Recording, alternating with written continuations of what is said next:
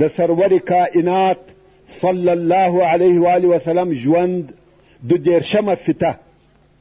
السلام علیکم ورحمة الله وبرکاته. محترم ورونو، په تیره 11مه فته کې موږ د مکې مکرمې د فتح واقعات بیانول او قصه دې ځای ته رسېدلې وه چې د مسلمانانو 10,000 نفریز لشکر د شپې په وادي فاطمه کې واړول او د رسول الله صلی الله علیه و آله وسلم په امر ټول لشکر اورونه بل کړه. عباس رضی الله تعالی عنه چې د مسلمانانو په لشکر کې دی فکر وهي او د ځانه سره وایي که دغه لشکر په زور او جنگ مکې مکرمې ته داخل سي قریش ټول تباه کیږي. د قریشو یو نفر هم ژوندی نه پاته کیږي، ځکه د قریشو شمیر اصلا هم لږ دی. هو، دوی د عربو اشراف او مشران وه، خو عدد یې لږ و. او که اوس دغه لشکر په جنگ او وژنه مکې مکرمې ته ننوځي نو د قریشو قبیله ختمیږي او څوک یې نه پاته کیږي. عباس رضی الله تعالی عنه دا ښه وبلل چې د قریشو څخه وغواړي چې بې له جنګه تسلیم سي او دغه لشکر په زور او جنگ مکې مکرمې ته نسي داخل. نو په دغه شپه د رسول الله صلی الله علیه و آله وسلم پر غاتره سپور سو او د لشکره څخه د مکې مکرمې پر طرف ورووتی. غواړي چې په دغه منطقه کې یو څوک وویني او ابو سفیان ته یې ولیږي چې بې له جنګه تسلیم سه. په والله د دغه لشکر په مقابل کې هیڅ قوت او طاقت نه لري. دا خو دلته حضرت عباس رضی الله تعالی عنه د لشکره څخه ورووتی. هلته په مکه مکرمه کې ابو سفیان او د قریشو نور مشران سره ناست دي، خبرې او مشورې سره کوي.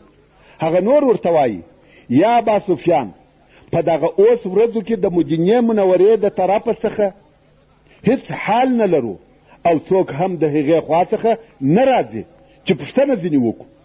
خبرونه او معلومات قطعه دي او دا عجبه ده. پخوا به همیشه د هغه ځای څخه نفر راتله او حال به راوړي، خو اوس به خبره پاته یو او دا بیرسته چې مسلمانانو زموږ د حملې نیت کړی وي او زموږ په بېخبرۍ کې حمله را باندې وکړي. نو ته مدینې منورې ته ولاړ سه او د محمد صلی الله علیه و آله وسلم سره خبرې وکړه. خو ستا اصلي مقصد به دا وي چې هلته وګوره، معلومات وکړه. که محمد صلی الله علیه وسلم ته لوی او قوي لشکر راټول سوی و نو مکه ور تسلیم که، ځکه موږ نه غواړو چې مسلمانان په جنگ او زور مکې مکرمې ته را داخل سي. که بیا چیرې کوچنی او ضعیفه لشکر ورته راټول سوی و بیرته راسه او جنگ ورسره کوو. سبحان الله، قریش لا تر اوسه پر جنگ ټینګ دي او د جنگ خبرې کوي. نو ابو سفیان ته د نورو مشرانو د طرفه دغه وظیفه ورکول سوه، مګر ابو سفیان غواړي چې د دغه سفر څخه ځان خلاص کړي، ځکه یو وار د مخه تللی و او بې فایدې بیرته راغلی، اوس نه غواړي چې بیا ولاړ سي. نو په دغه شپه د مکې مکرمې څخه راووتی. حکیم ابن حزام چې د قریشو بل مشر دی دا هم ورسره ملګری دی. د مدینې منورې پر لار ګوري چې ممکن د هغه طرفه څخه یو څوک راسي او دی معلومات ځینې وکړي چې په مدینه منوره کې څه حال و. نو د مدینې منورې پر لار یو څه مخته ولاړ چې شاید یو څوک را رهي وي. که ګوري اورونه بل دي، دونه اورونه بل وه چې مځکه یې ټوله نیولې وه، ځکه د هرې خیمې و مخته اور بل و. ده چې ورته وکتل پوه سو چې دا ډېر لوی لشکر دی. نو یې حکیم ابن حزام ته ویل دا څوک دی؟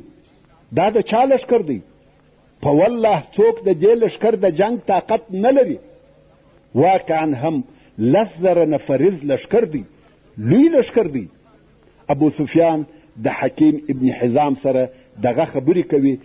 په دغه وخت کې یو بل دریم نفر هم د مکې مکرمې څخه راوتلی دی چې هغه بدیل ابن ورقا د خزاعه د قبیلې مشر او رئیس و. هغه خزاعه چې د بنو بکر قبیلې د قریشو په ملګرتیا 20 نفره وروژلي وه. او هغه جنگ د حدیبیې د صلح د ماتېدو او د مکې مکرمې د فتح سبب وګرځېدی. نو دغه بدیل هم راوتلی دی.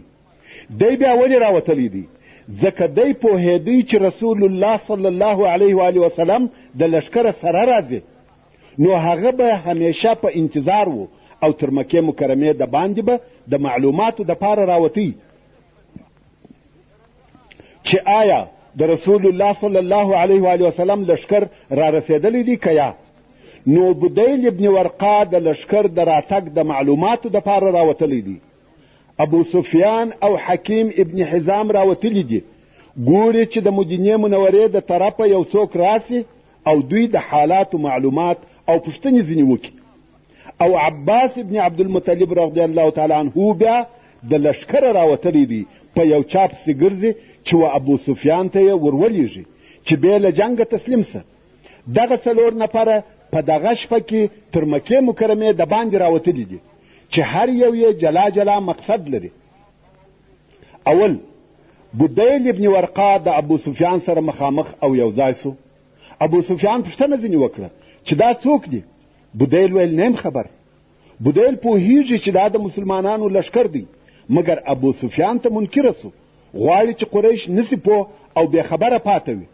نو اوس د دې دپاره چې د ابو سفیان فکر واړوي، ویل شاید دا د خزاعه قبیله یعنی زما قبیله وي او ستا سره یې د جنگ اراده وي، ځکه تاسې د دوی نفر ور ووژل. ابو سفیان هوښیار و، ویل یا بدیل خزاعه تر دغه لږ دي، خزاعه دونه لشکر نه لري. بدیل رضی الله تعالی عنه وویل شاید هوازن وي. ابو سفیان ویل یا هوازن هم نه دي، هغه هم دونه لشکر نه لري. دوی په دغه خبرو کې وه چې عباس رضی الله تعالی عنه د دوی خبرې واورېدې. عباس رضی الله تعالی عنه وایي والله زه د رسول الله صلی الله علیه و آله وسلم پر غاتره سپور وم چې د ابو سفیان خبرې مې واورېدې چې ویل ما هیڅ کله دونه اور او دونه لشکر نه دی لیدلی. او بدیل ورته وویل دا خزاعه دي ستا د جنگ دپاره راغلي دي. ابو سفیان ویل خزاعه تر دې لږ دي. عباس رضی الله تعالی عنه وایي ما د ابو سفیان آواز وپېژندی، نو مې ورته وویل یا ابا حنظله. هغه ویل څوک یې؟ ابوالفضل یې؟ ما ویل هو. ویل دا څه خبر دی او دا څوک دی؟ عباس رضی الله تعالی عنه ویل دا رسول الله صلی الله علیه و آله وسلم دی، ټول عرب یې ستا د جنگ دپاره راوستلي دي، تسلیم سه. که مکې مکرمې ته په زور داخل سو، والله دا به د ابد دپاره د قریشو هلاک وي. قریش نیست او نابود کیږي. رښتیا هم ابو سفیان چې دا حال ولیدی پوه سو چې هیڅ مې په وسه نه دي پوره. نو ابو سفیان ویل اوس چاره څه ده؟ ستا په فکر او نظر زه باید څه وکم؟ عباس رضی الله تعالی عنه ورته ویل په والله که د مسلمانانو لاس ته ورغلې سر دې در پرې کوي. نو زما سره پر دغه غاتره سپور سه چې و رسول الله صلی الله علیه و آله وسلم ته دې ورولم او د هغه څخه ستا دپاره امان وغواړم او مکه بې له جنګ ور تسلیم که. چې مکې مکرمې ته بې له جنګه داخل سي او څوک ونه وژل سي. ابو سفیان چې بیرې اخیستی و ویل اوس زما سر د دوی په کار دی او دوی د جنگ دپاره راغلي دي، که ما وویني وژني مې، زه څنګه در سره ولاړ سم؟ ابو سفیان بیریږي، وایي اوس خو صلح پای ته ورسېده او دا لشکر د جنگ دپاره راغلی دی، که زه هلته ورسم او هر چا ولیدم وژني مې. خو عباس رضی الله تعالی عنه ورته وویل زه امان در کوم، زما سره راځه.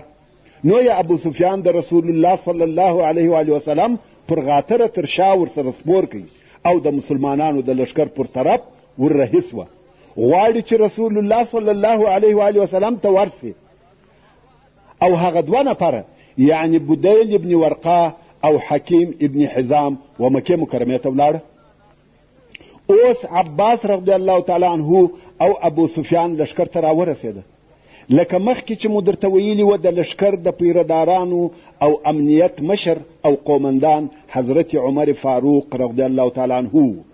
کم وخت چې عباس رضی الله تعالی عنه او ابو سفیان لشکر ته راورسېده، هر پیردار چې به ولیدی ویل به د رسول الله صلی الله علیه و آله وسلم اکا او د رسول الله صلی الله علیه و آله وسلم پر غاتره پرېږدئ اجازه ورکئ د شاوه نفر ته نه ګوري او نه ورته متوجه کیږي څو و عمر بن الخطاب رضی الله تعالی عنه ته ورورسېده هغه ویل دا څوک دي او ورته راولاړ سو کم وخت چې ابو سفیان ولیدی نو یې په لوړ آواز وویل ابو سفیان د الله دشمن الله لره دې حمد وي چې بې له عهد او امانه یې په لاس راکړې یعنی اوس صلح نسته او ته په لاس راغلې نو یې توره پر راپورته کړه غواړي چې ویې وژني مګر عباس رضی الله تعالی عنه پر غږ کړه ویل یا عمر دی زما په جوار کې دی حضرت عمر رضی الله تعالی عنه ویل دا د کفارو مشر دی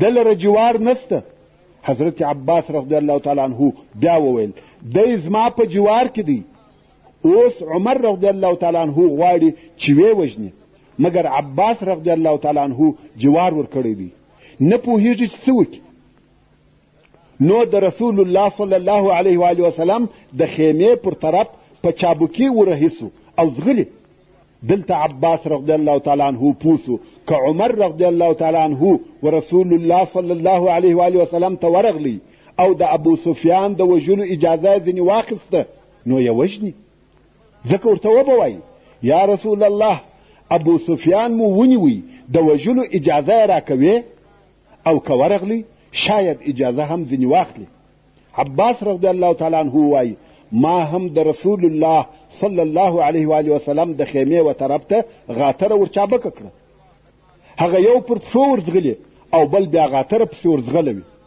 مګر عمر رضی الله تعالی عنه اول د رسول الله صلی الله علیه و آله وسلم و خیمې ته ورننوتی او ویل یا رسول الله الله جل جلاله ابو سفیان بې له عهد او ذمې په لاس راکړي عباس رضی الله تعالی عنه وایي زه هم د غاترې څخه وروغورځېدم او خیمې ته ورننوتم او ما ویل یا رسول الله ما جوار ورکړی دی عباس رضی الله تعالی عنه وایي ما د رسول الله صلی الله علیه و آله وسلم تر زنه لاس ورلاندې کړي لکه یو څوک چې وچاته زاری کوي او ورته ومې ویل نن شپه به د ابو سفیان سره بې له ما څخه بل څوک خبرې نه کوي رسول الله صلی الله علیه و آله وسلم وفرمایل یا عباس ابو سفیان ستا خیمې ته در سره بوزه او سهار یې ما ته راوله عباس رضی الله تعالی عنه وایي ابو سفیان ما را سره بوتی او په سهار کې مې رسول الله صلی الله علیه و آله وسلم ته راوستی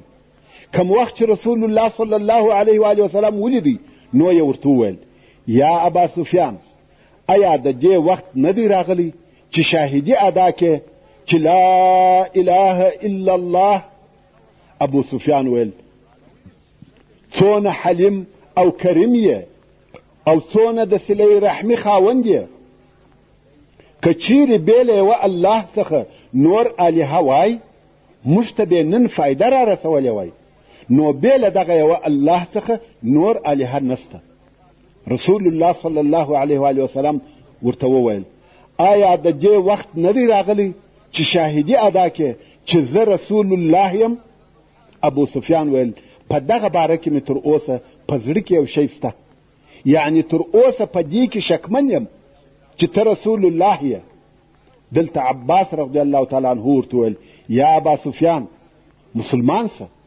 او د مخه تر دې چې سر دې پریسي شاهدي ادا که چې لا اله الا الله وان محمدا رسول الله او په والله که مسلمانان په زور مکې مکرمې ته داخل سوه دا به تر ابده د قریشو ذلت وي اسلام غالبه او ښکاره سو او ته تر اوسه په شک یې نو ابو سفیان مسلمان سو مګر په خوله نو یې وویل اشهد ان لا اله الا الله واشهد ان محمدا رسول الله دا خو یې په خوله وویل مګر په زړه کې یې تصدیق نه و چې په دې به بیا په وروسته کې پوه سو ابو سفیان و رسول الله صلی الله علیه و آله وسلم ته وویل یا رسول الله آیا د مکې مکرمې و خلقو ته امان ورکوې دلته بیا عباس رضی الله تعالی عنه مداخله وکړه ویل یا رسول الله ابو سفیان داسې سړی دی چې فخر یې خوښ دی داسې یو امتیاز ورکه چې په هغه سره فخر وکړي. رسول الله صلی الله علیه و وسلم وفرمایل هو هر څوک چې د ابو سفیان کور ته ننوځي هغه په امان دی. ابو سفیان په دې امتیاز خوشحاله سو مګر وی ویل یا رسول الله زما کور کوچنی دی دونه نفر نه ځایوي. رسول الله صلی الله علیه و وسلم وفرمایل که څوک مسجد الحرام ته داخل سو هغه په امان دی. ابو سفیان ویل دا هم کفایت نه کوي. رسول الله صلی الله علیه و وسلم وفرمایل هر څوک چې په خپل کور کې کښیني او دروازه په ځان پسې وتړي هغه هم په امان دی. ابو سفیان ویل هو دا عام او پراخه امان دی.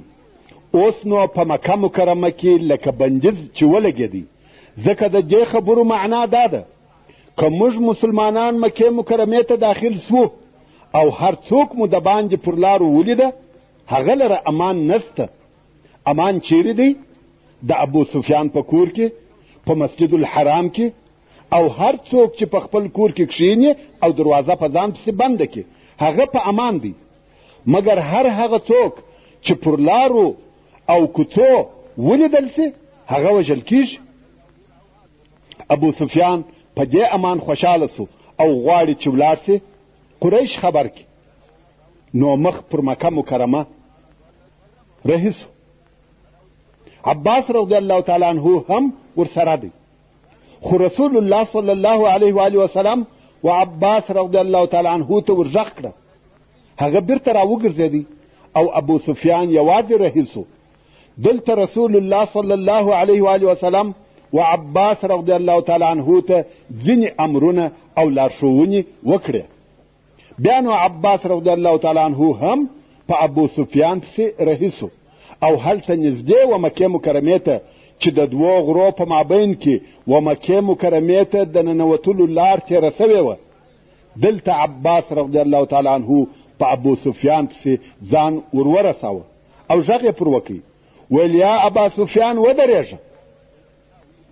ابو سفیان چې په خپل چرت کې ډوب و او حواس یې بایللي وه تر شا یې وکتل او وبېرېدی. ویل غدر کوي یا بني هاشم؟ عباس رضی الله تعالی عنہ ویل یا غواړم چې خبرې در سره وکم. ابو سفیان ویل نږدې و چې زړه مې درېدلی وای ودې بیرولم خو یو څه په آرامه به دې راته ویلي وای چې صبر وکه یو څه درته وایم. داسې یو دم دې غږ راباندې وکړي چې ودرېږ زه دې وبېرولم. عباس رضی الله تعالی عنہ ویل والله ما ګمان نه کاوه چې ستا بیره دې و دې اندازې ته رسېدلې وي چې د غږ بیرېږي. ابو سفیان ویل ښه څه وایه؟ عباس رضی الله تعالی عنہ ویل نه یم خبر فقط رسول الله صلی الله علیه و وسلم امر کړم چې د دغه دوو غرو په مابین کې پر دغه ځای دې ودروم. دوی دالته ودرېده او هلته رسول الله صلی الله علیه و وسلم لشکر امر کوي چې حرکت وکړي.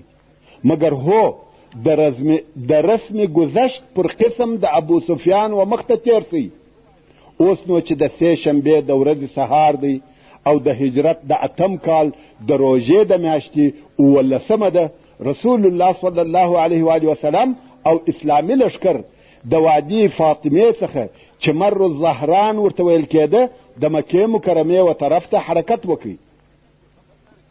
د لشکر اوله ډله چې مقدمه وه د خالد ابن ولید رضی الله تعالی عنہ په قومنداني هغه د بني سلیم قبیله ده چې 1000 نفره د آس سپاره او ټوله په اسلحه پټ وه. دغه ځای ته راورسېده چې عباس رضی الله تعالی عنہ او ابو سفیان دواړه په غره کې ناست دي. ابو سفیان دغه قبیله ونه پیژنده. ویل یا عباس دا څوک دي؟ عباس رضی الله تعالی عنہ ویل دا بني سلیم دي. ابو سفیان ویل زموږ او د بني سلیم یې سره څه؟ زموږ او د هغو په مابین کې خو هیڅ اختلاف او مشکل نسته. دوی ولې راغلي دي؟ بیا بله قبیله تېره سوه بیا بله قبیله خو هره قبیله چې تېرېږي ابو سفیان د عباس رضی الله تعالی عنہ څخه پوښتنه کوي چې دا څوک دي او هغه یې ورښیي. ابو سفیان د هرې قبیلې سره وایي چې زموږ او د دوی سره څه. رسول الله صلی الله علیه و وسلم ټوله قبیلې امر کړي وې چې د ابو سفیان پر برابري ورسئ، په لوړ آواز به 3 تکبیره وایاست: الله اکبر، الله اکبر، الله اکبر. د دغه قبایلو په لیدلو سره د ابو سفیان زړه نور هم ولوېدی او پوښتنه به یې کول: دا څوک دي؟ دا څوک دي؟ د عربو ډېرې قبیلې سره یو ځای سوي وې چې هغه قبیلې جهینه، غفار، مزینه، سلیم، تمیم، اسد او قیس څخه عبارت وې. او بیا په آخر کې یوه مجموعه یا د لشکر یوه حصه تېرېده چې دغه مجموعه تر ټوله لشکر منظمه او قوي وه او ټول په اسلحه داسې پټ وه چې بې له سترګو یې بل ځای نه معلومېدی. زرغونه ټولۍ چې دا ټولۍ د مهاجرینو او انصارو څخه جوړه سوې وه او د دې ټولۍ قومندان په خپله رسول الله صلی الله علیه و وسلم و. په دغه ځای کې په خپله رسول الله صلی الله علیه و وسلم د دغه ټولۍ مشرتوب کاوه. ابو سفیان ویل: سبحان الله، یا عباس دغه څوک دی؟ عباس رضی الله تعالی عنه ویل: تا ونه پیژنده؟ ویل: یا والله نی پیژنم، دا څوک دی؟ کم وخت چې ابو سفیان د دغه ټولۍ حرکت، انضباط او عسکري قدرت ولیدی چې په نورو ټولو قبایلو کې یې داسې انتظام، قوت او حرکت نه ولیدلی، نو خود په ډېر تعجب سره یې وویل: یا عباس دغه څوک دی؟ په والله هیڅوک د دغه ټولۍ مخ ته نسي درېدلی او هیڅوک یې د مقابلې طاقت نه لري. عباس رضی الله تعالی عنه وویل: دا رسول الله صلی الله علیه و وسلم دی په مهاجرینو او انصارو کې. ابو سفیان د دغه لشکرو په لیدلو سره و عباس رضی الله تعالی عنه ته وویل: په والله ستا د وراره پاچهي ډېره لوه سوې ده. عباس رضی الله تعالی عنه وویل: یا ابا سفیان دا پاچهي نه ده بلکې نبوت دی. ابو سفیان ویل: هو نبوت دی. بیا نو رسول الله صلی الله علیه و وسلم و ابو سفیان ته د تلو اجازه ورکړه. ویل: اوس نو مکې مکرمې ته ولاړ شه. د رسول الله صلی الله علیه و وسلم د دغه کار څخه مقصد دا و چې ابو سفیان ټول لشکر د اسلحې او جنگي طاقت سره وویني.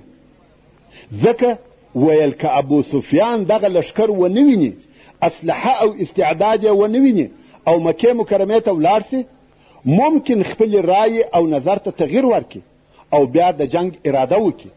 حال دا چې رسول الله صلی الله علیه و وسلم جنگ او وژنه نه غوښته.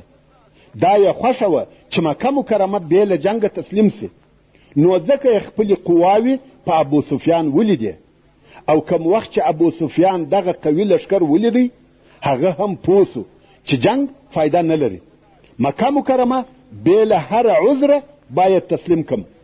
ابو سفیان مکې مکرمې ته داخل سو او هلته یې په لوړ آواز سره نارې کړه: یا معشر قریش، دغه محمد صلی الله علیه و وسلم دی، د دونه لشکره سره درته راغلی چې تاسې هیڅ مقاومت نسئ ورسره کولی.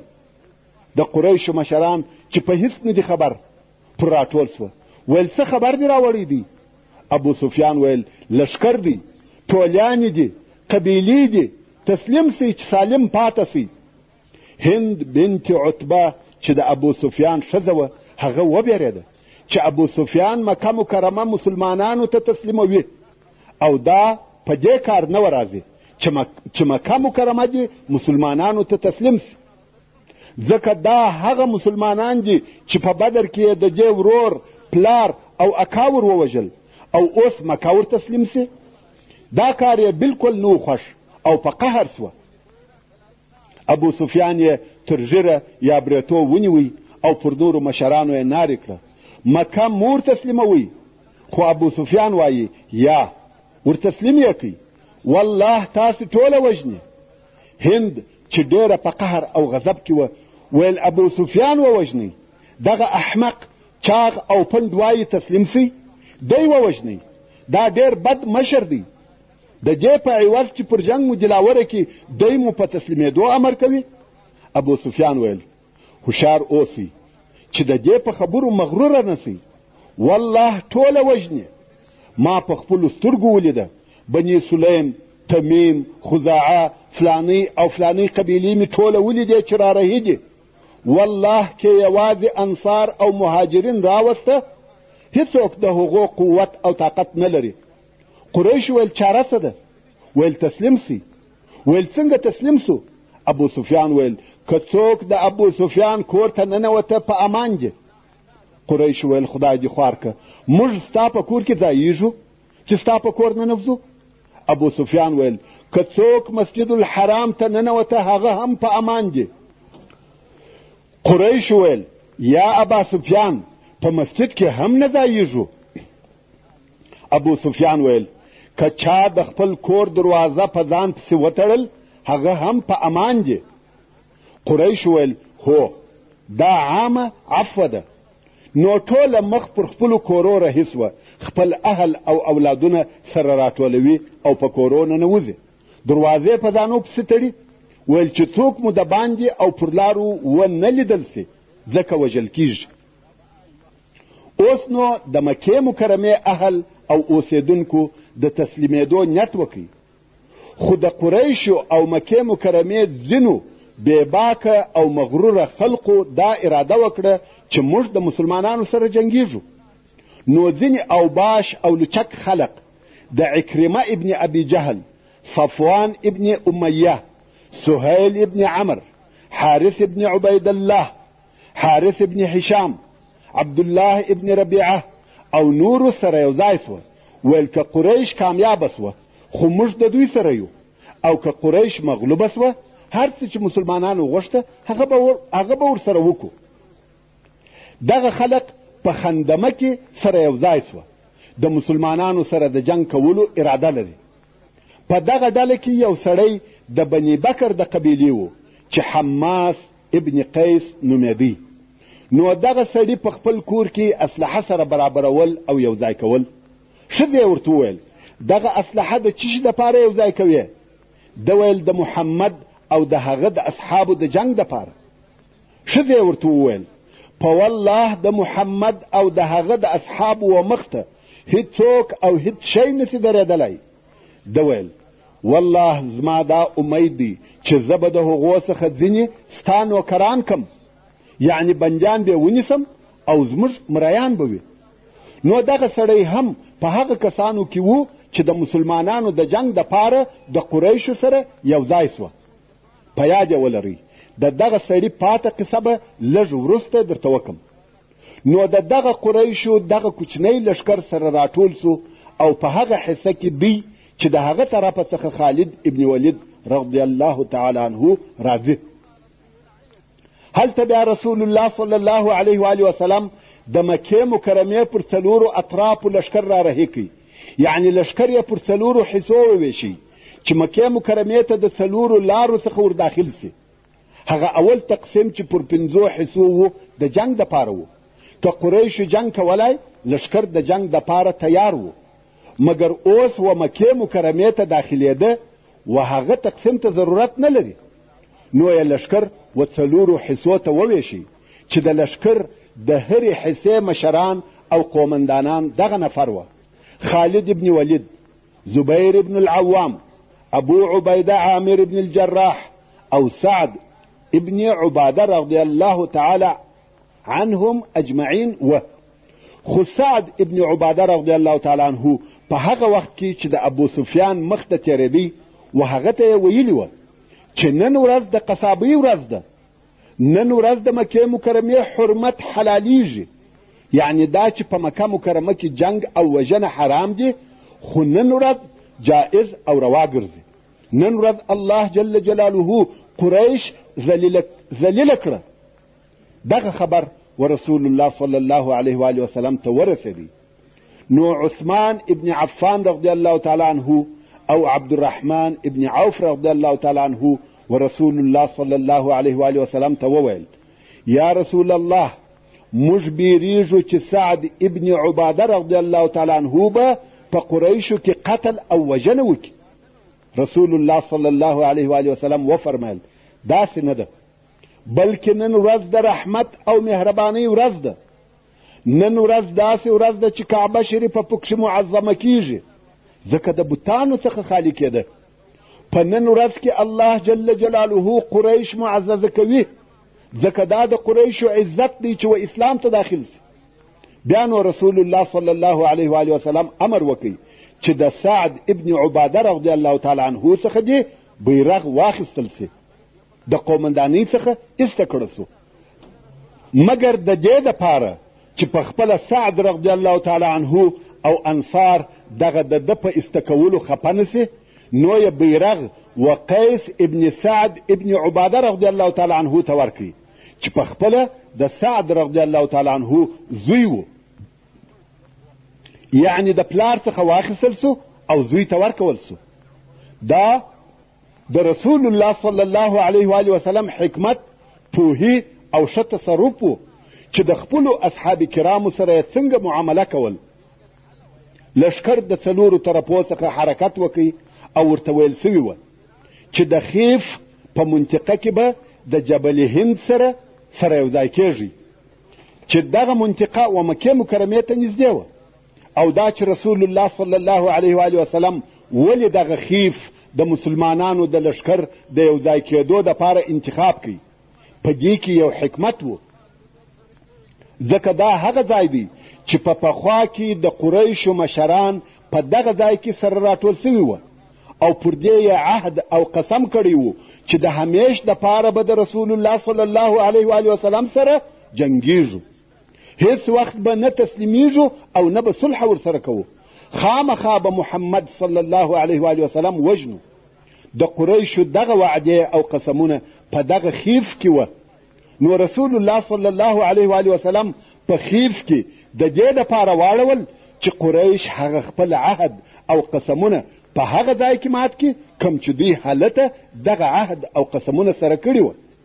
نو یې د لښکر څلور سره حصې امر کړی چې ټوله به د خیف سره یو ځای سي، او لښکر ته یو بل امر دا هم و چې مه د چا سره جنګ کوئ او مه څوک وژنئ، بې له هغه کسانو څخه چې جنګ در سره کوي، ولې چې موږ جنګ او وژنه نه غواړو. بې له لسو نفرو څخه دغه لس نفره چې مو هر چیرې پیدا کړه وژنئ یې، که څه هم د کعبې شریفې په پوښو ځړېږي، په هر حال کې دغه لس نفره ووژنئ، چې په دغه لسو نفرو کې شپږ یې نر او څلور یې ښځې وې، چې نومونه یې په داسې ډول سره دي: عکرمه ابن ابي جهل، حبار ابن الاسود، عبدالله ابن سعد ابن ابي سرح، مقياس ابن صبابه الليثي، حويرث ابن نقيد، عبدالله ابن هلال، چې دا نر وه، او د نرانو په نومو کې هلته د سیرت په کتابو کې لږ اختلاف شته. او ښځې هند بنت عتبه چې د ابو سفیان ښځه وه، دا هم د اسلام ډیره سخته دشمنه وه، او دا هغه څوک ده چې د احد په ورځ یې د سید الشهدا سیدنا حمزه رضی الله تعالی عنه سره هغه بد او ناوړه وضعیت وکړي. ساره چې د عمرو ابن هشام آزاده سوې مینځه وه، او دا هغه څوک ده چې د حاطب رضی الله تعالی عنه لیک یې و قریشو ته وروړي او ونیول سوه. فرتني او قرینه چې دغه دوې مینځې وې او غزلې به یې ویلې، لکه زموږ د وطن مسلیانې، خو په غزلو کې به همیشه د رسول الله صلی الله علیه و آله وسلم ذم او بد ویل. عکرمه په دې سبب په دغه لسو کسانو کې شامل و چې دی او د پلار د اسلام شدید او سرسخته دشمنان وه. او عبدالله ابن سعد ابن ابي سرح هغه څوک دی چې وحی یې لیکلې او بیا مرتد سو. د مقیاس ابن صبابه جرم دا و چې دی کافر و، او ورور یې چې قیس ابن صبابه نومېدی مسلمان و. دغه مسلمان قیس د احد په ورځ په هغه بد حال کې چې په مسلمانانو کې ګډوډي پیښه سوه او یو د بل یې نه سره پیژنده، د یوه بل مسلمان د طرفه په خطا کې ووژل سو. نو مقیاس ابن صبابه دغه کافر ورور یې مدینې منورې ته ورغلی او ویل زه مسلمان یم. بیا یې د ورور دیت وغوښتی، دیت هم ورکول سو، ځکه چې ورور یې چې مسلمان و د بل مسلمان د طرفه په خطا کې وژل سوی و. پس له هغه څخه چې د ورور دیت یې واخیستی، بیا هغه د ورور و قاتل ته ورغلی او هغه یې ووژي. دیت یې واخیستی او غدر یې وکړي. بیا مرتد سو او مکې مکرمې ته ولاړی. نو ځکه رسول الله صلی الله علیه و وسلم وفرمایل چې دغه مقیاس هم باید ووژل سي، که څه هم د کعبې شریفې په پوښو ځړېږي. حبار ابن الاسود هغه څوک دی چې د رسول الله صلی الله علیه و وسلم لور زینب رضی الله تعالی عنها ته د دې د هجرت په ورځ په مخ کې ودرېدی او د اوښه څخه یې لاندې وغورځول او دا پر یوه ډبره ولوېده چې د دغه لوېدلو په سبب یې هغه د نس کوچنی ولوېدی. مقصد دا چې دغه 10 نفرو هر یوه داسې یو خاص جرم درلودی چې د دغه لایق وه چې باید ووژل سي. لښکر د دغه اوامرو تر اورېدلو وروسته د مکې مکرمې پر طرف حرکت وکړي. هلته په مکه مکرمه کې د ابوبکر صدیق رضی الله تعالی عنه پلار ابو قحافه رضی الله تعالی عنه چې په سترګو هم معذوره و، د کوره لرې راوتلی دی او پر یوه غونډۍ د خپلې کوچنۍ لور یا لمسۍ سره ولاړ دی چې حالات وویني. که څه هم ابو قحافه رضی الله تعالی عنه په سترګو معذوره و، څه یې نه لیده، نو بیا د دغه انجلۍ څخه پوښتنې کولې چې څه شي وینې. هغې ویل یوه لو سیاهي معلومیږي. ابو قحافه رضی الله تعالی عنه ویل دغه لښکر دی. پس له یو څه وخته یې ویل اوس څه شي وینې. انجلۍ ویل هغه سیاهي سره ویشل کیږي. ده ویل ټولۍ ځینې جوړیږي. بیا یې ویل اوس څه شي وینې. انجلۍ ویل هغه سیاهي زموږ پر طرف را رهي سوه. ابو قحافه رضی الله تعالی عنه ویل اوس نو کور ته درځه، باید و کور ته ځان ورسو. مګر څرنګه چې ابو قحافه رضی الله تعالی عنه ډېر سپینږیری او ضعیفه و، ږیره یې داسې سپینه وه لکه سپین پنبه او په عین وخت کې په سترګو هم معذوره و، نو پر لارې ډېر کرار تلی. کور ته نه ورسېدلی چې لښکر پسې راورسېدی او ابو قحافه رضی الله تعالی عنه یې بندي ونیوی. نو یې اول و ابوبکر صدیق رضی الله تعالی عنه ته وروستی، هغه د اسلام په دین قناعت ورکړي او بیا یې د بیعت دپاره و رسول الله صلی الله علیه و وسلم ته وروستی. ویل یا رسول الله دا زما پلار دی، بندي یې نیولی دی او دی غواړي چې مسلمان سي. رسول الله صلی الله علیه و وسلم وفرمایل و شیخ ته مو تکلیف ورکړی دی، که دې ماته ویلي وای زه به ورغلی وای چې بیعت یې راسره کړی وای. تاسې د رسول الله صلی الله علیه و وسلم دغه رحمت او شفقت ته وګورئ چې د خپلو اصحابو سره یې درلودی. دا د جنګ ورځ ده، دا د مکې مکرمې د فتح کولو ورځ ده. رسول الله صلی الله علیه و وسلم فرمایي که به ماته ویلي وای زه به ورغلی وای. ابو بکر صدیق رضی الله تعالی عنه وویل یا رسول الله ته د دې مستحق یې چې دی و تا ته راسي. نو ابو قحافه رضی الله تعالی عنه مسلمان سو او دا د عجایبو څخه ده. ابو قحافه رضی الله تعالی عنه صحابي دی، زوی ابو بکر صدیق رضی الله تعالی عنه صحابي دی. د ابو بکر رضی الله تعالی عنه زامن او لونې د رسول الله صلی الله علیه و وسلم اصحاب دي. حتی د ابو بکر صدیق رضی الله تعالی عنه المسی صحابي دی چې ښکاره مثال یې عبدالله ابن زبیر رضی الله تعالی عنه دی. 4 نسل ټول د رسول الله صلی الله علیه و وسلم اصحاب دي او بېله ابو بکر صدیق رضی الله تعالی عنه څخه بل داسې څوک نشته چې 4 نسله دي اصحاب وي. دا چې د یو چا 4 نسله د رسول الله صلی الله علیه و وسلم اصحاب وي، دا ابدي شرف او عزت دی چې یوازې د ابو بکر صدیق رضی الله تعالی عنه په نصیب سوی دی. اوس نو رسول الله صلی الله علیه و وسلم د لښکره سره و مکې مکرمې ته داخل سو او سر یې په عجز او تواضع سره کښته ځړولی و، تر داسې اندازې چې د مبارکې ږیرې وریښتان یې د هغه خپل بوده وزن ته رسېده. دا د رسول الله صلی الله علیه و وسلم تواضع و چې د خپل رب په مقابل کې یې عجز او تواضع کول.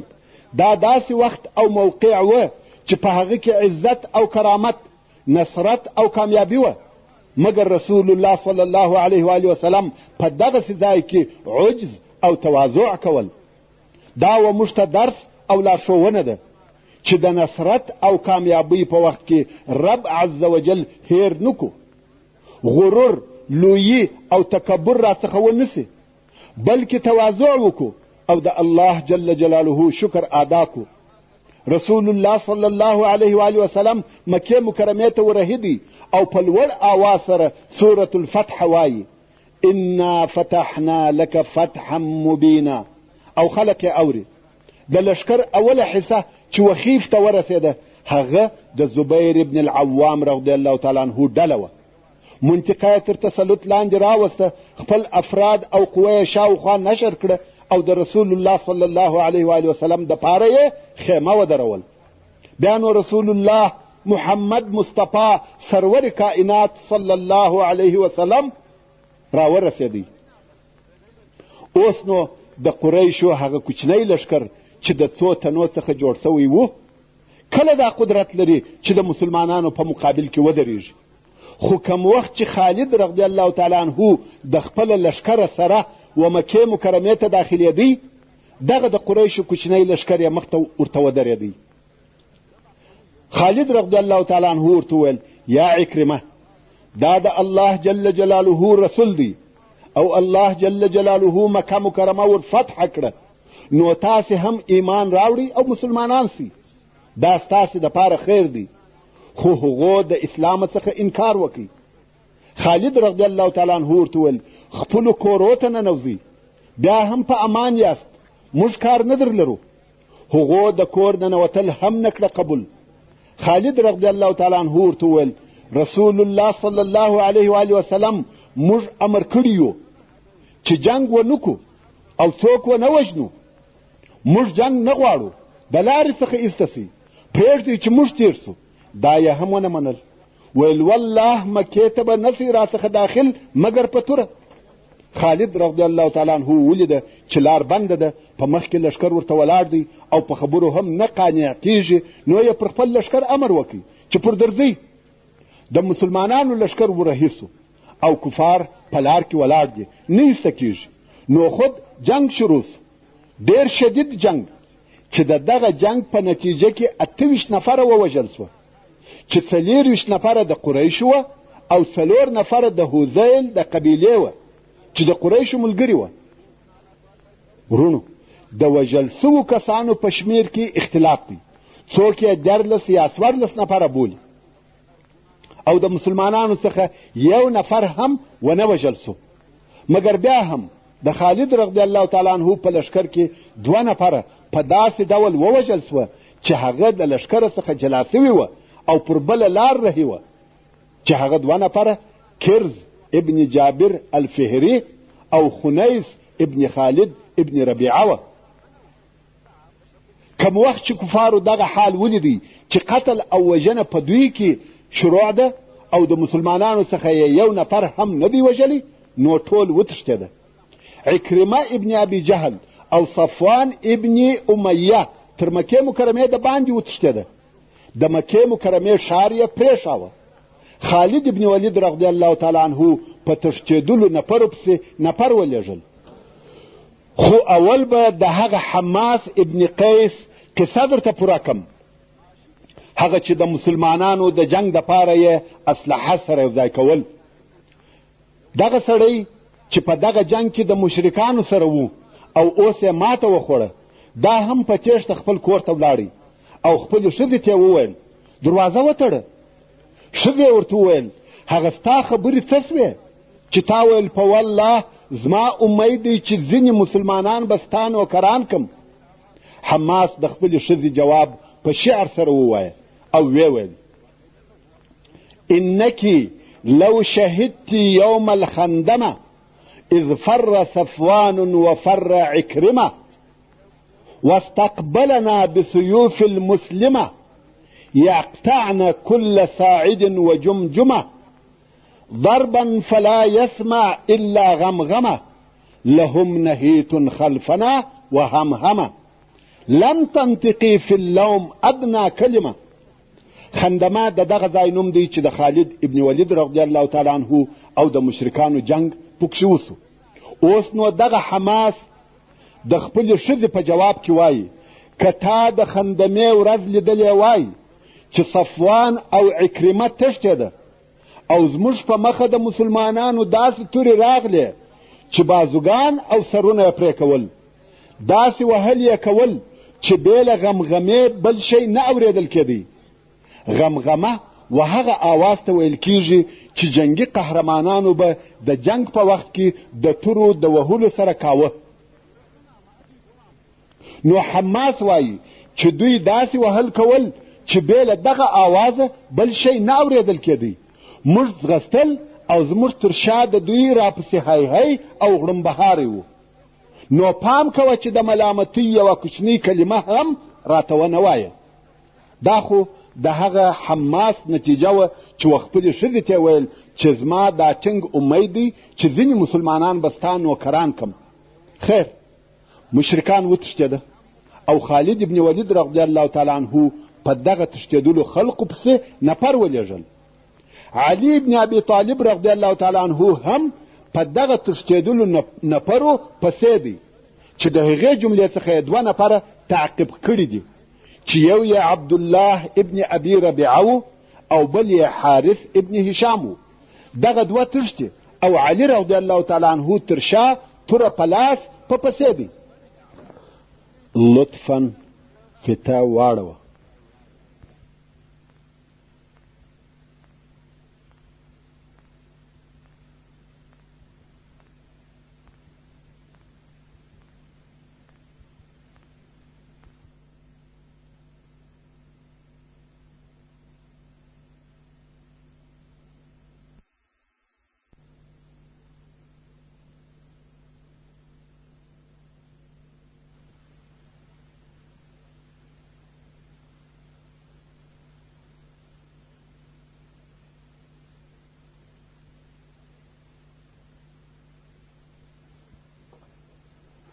دغه 2 نفره تښتي او علي رضی الله تعالی عنه تر شا توره په لاس په پسې دی. هغه 2 ځغلي نه پوهېږي چې چیرې ولاړ سي، خو و هغو ته هغه نږدې کور د ام هاني رضی الله تعالی عنها کور و.